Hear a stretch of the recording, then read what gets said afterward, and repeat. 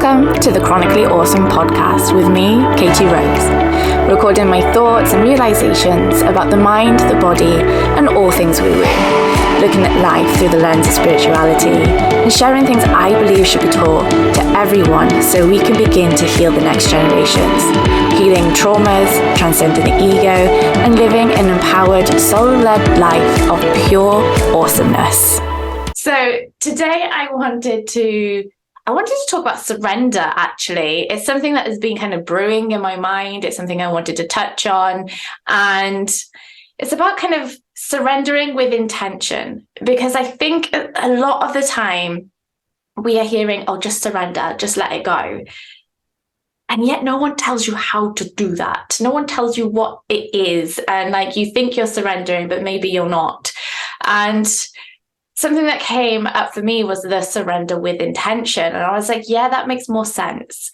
Because if you're saying, okay, I surrender, I give myself over to the universe, I'm just letting go.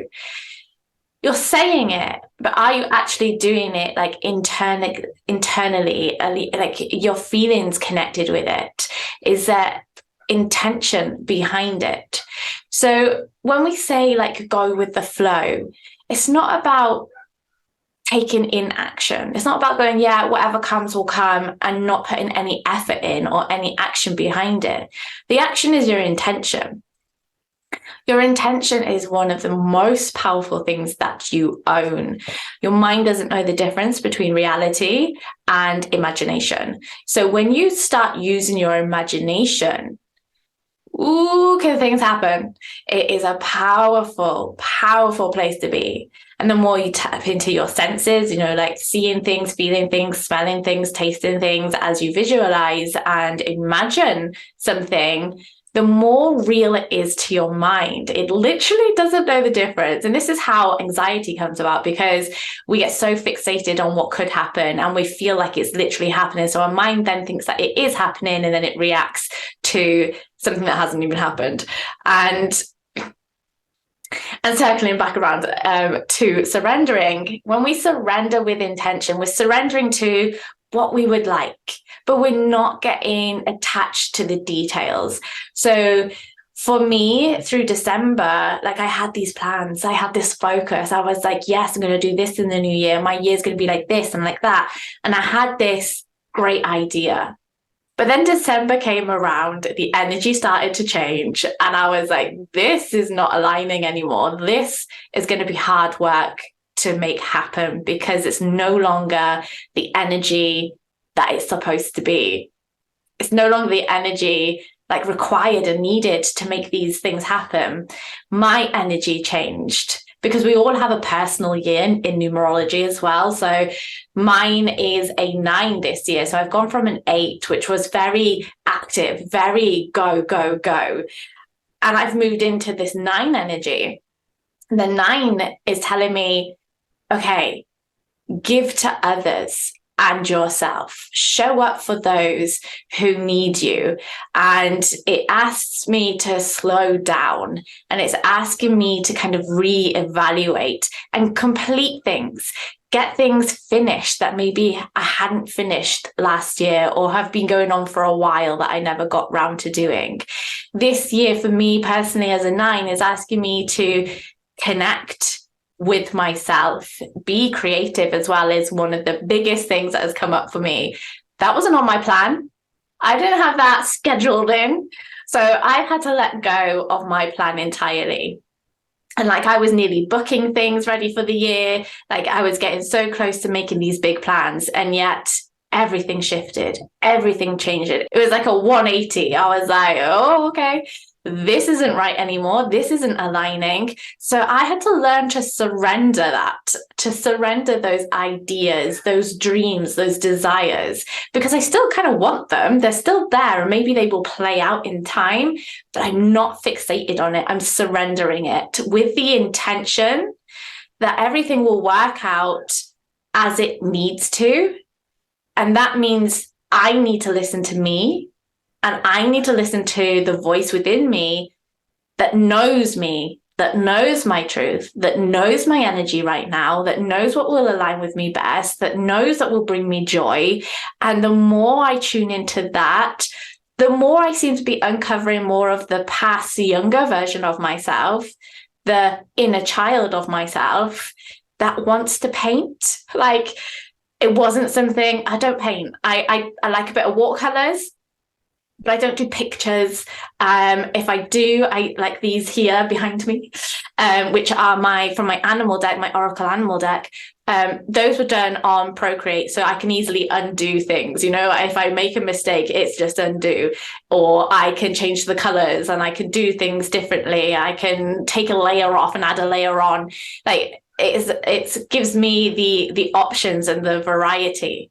But painting physically in front of me takes away all those options.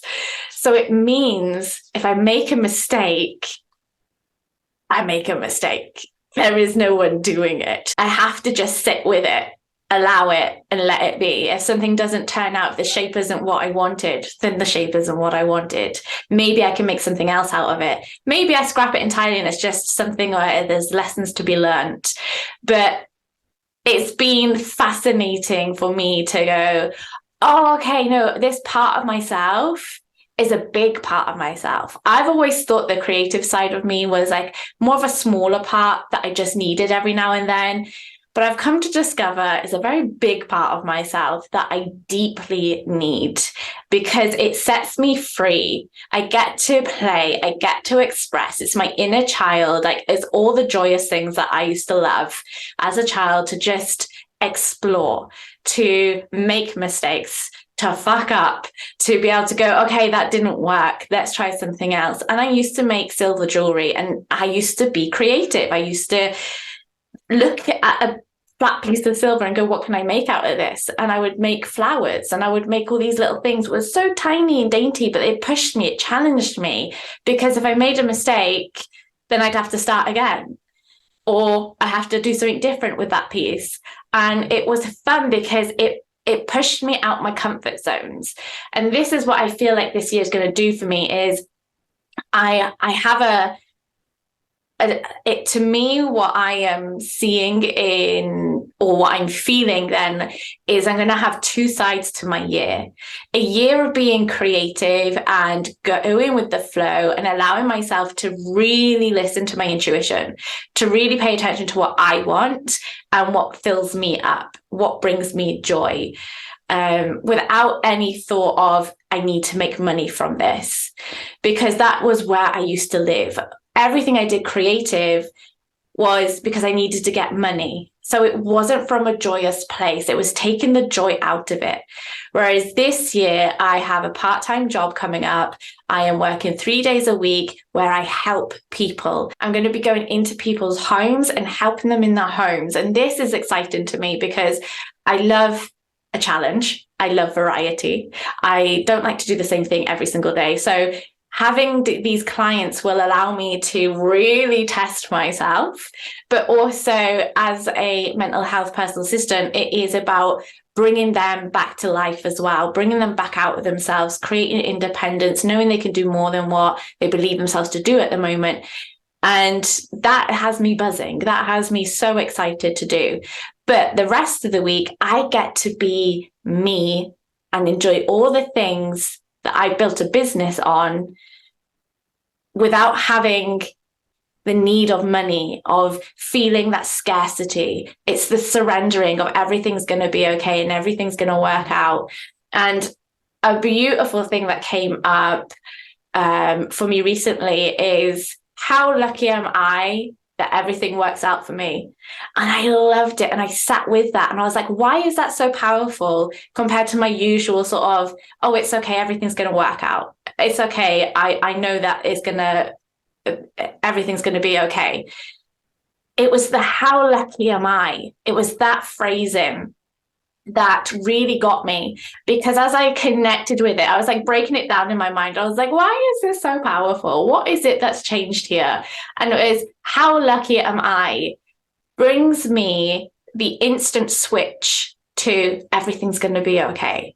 How lucky. It's the lucky. Because if you think of anything and the word lucky, then it's when you're gaining something, it's bringing joy, it's bringing possibility, it's bringing success. So how lucky am I switches me instantly into that mindset of knowing, of trusting, of surrendering. And everything works out for me. Is saying, I don't need to know the specifics. I don't need to know the details, but I know that it's going to work out for me. I don't need to know where it's coming from, because if I start trying to figure out where it's all coming from, I'm instantly blocking myself. So how lucky am I that everything works out for me? And just allowing my body to fill up with that feeling that I get of how lucky am I? And I like instantly smile. It's like saying like that it's like that thing from Facebook that I've read before where there was like a post of, I bet you can't say bubbles angrily. And like, I've tried and I couldn't. And it would make me laugh and it would make me smile. And I was like, that's such a cool thing. And I think this phrase of how lucky am I is the same. You can't say it in a bad way. Like you can't be like, oh, how lucky am I? It doesn't work. You're just like, that just doesn't sound right. It's like, oh, how lucky am I? That is how you hear it. That is how you say it. That is how you feel it. That is the vibration, the energy shift that is happening through you. And then that comes out of you. It doesn't just stay in you. Like what you say and what you think is vibration. It is expanding out of you, connecting out past your physical body, and it starts to attract, and like attracts like. So you are instantly feeling great, instantly feeling lucky, instantly feeling like everything's going to work out. So that vibrational shift is then seeking the same energy around you. So it's calling out to the universe. It's saying, right, we're in a high vibe here. We're in a good energy. We're in a successful energy. We are in an energy that is enlightening and lifting us. Where else has this energy in the future? What else is coming up? Let's bring this in. Let's connect with that. And it starts to bring more and more in. And that is because you have aligned with it. You're ready to bring it in. You're not blocking it anymore. When you start to try to get the details and understand where it's coming from and try to plan out where it's all going to come from, you're blocking the options that you couldn't see.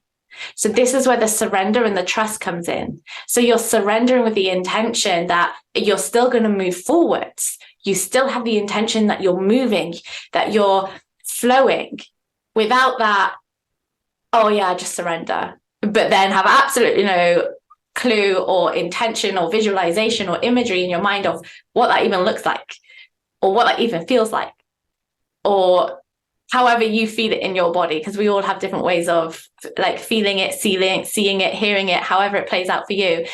And I just thought it was kind of cool. So I wanted to share that. And I would love to hear from you if this has been helpful at all. And I hope you have a wonderful day. Thank you for listening to this episode. I hope you have enjoyed it as much as I have. If you did, please share on social media, or if you'd like to share your thoughts with me directly, then you can message me at HopeLightUK on Instagram. And if you haven't done so already, hit the follow button to follow the podcast for more awesomeness, and I'll see you here next time.